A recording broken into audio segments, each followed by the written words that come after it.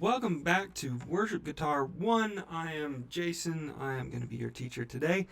And as always, we're going to be working on guitar for worship specifically. Okay, so now if you've been through the first section, you should know how to use capo.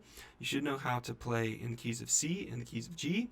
You should know some basic strum patterns, and that should be able to carry you for quite a while because with that capo lesson in particular, you should be able to play in any key. Now, that being said, to really become a guitarist and to really become an excellent worship guitarist, you're going to need a few more tools in your toolbox, including some other chords. And so while I grab my pick here, we're going to learn a couple more keys. Now, right now, what we're going to work on is the key of A. Okay? Now, you remember G right here. Now we're going to work on the key of A.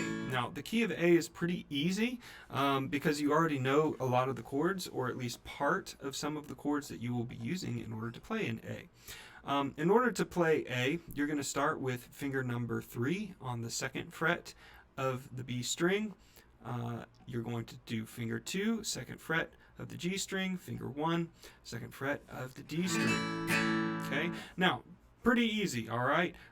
Everything in 1 fret, inside the 2nd fret there, starting on the 2nd string from the bottom.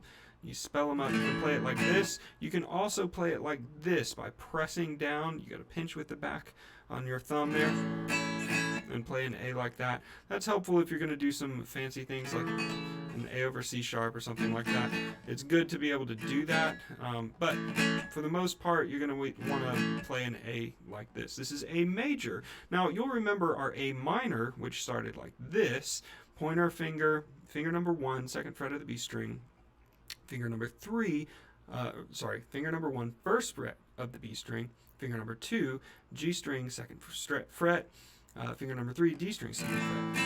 All right, so this is almost the same notes, except that this is slid back 1 fret, and that is part of music theory, which means that if you take the 3rd note of a chord, okay, so in this case that would be A and then C sharp and E.